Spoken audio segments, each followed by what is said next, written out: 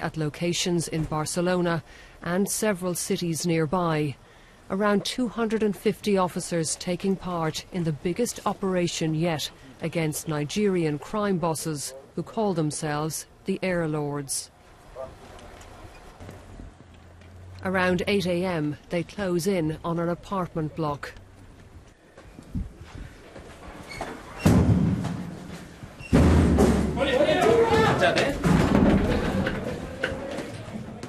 In seconds, they're inside, hunting for one of the targets on their list.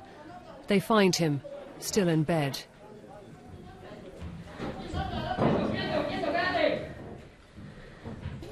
Well, the police are inside now, questioning suspects. While they were carrying out the raid here, more than 20 other buildings were being hit simultaneously. This has been a long time in the planning. The investigation into this criminal network began a year and a half ago. The lengthy build-up got results. Police detained the group's main leaders and gathered evidence of their lucrative slave trade. More than 80 women were freed. You are a victim.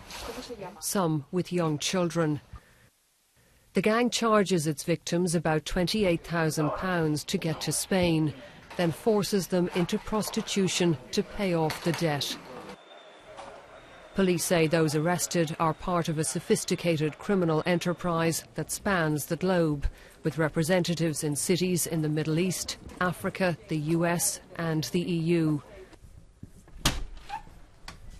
The head of the anti-trafficking unit told us a key figure is based in London, bringing women into the UK on fake Nigerian passports. He says the gang is looking more and more to Britain as its gateway to Europe. One of the main new ways to enter victims is through the airports of Great Britain. It's a different system to traffic people, and it needs always forgeries, and it's more expensive, but it's more secure. And we have detected that this is growing. Here in downtown Barcelona, the Nigerians are believed to have made millions from women working the streets in the shadows.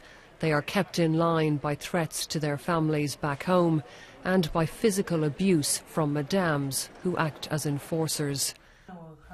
We met one young woman who was trafficked from Nigeria with her 3-year-old daughter. She says she and her child were brutalized by her madame. I have scars all over my body. She hit my face and my eyes and beat me until blood came from my ears. One day, when she came for the money, I couldn't pay. She hit me on the head with a bottle.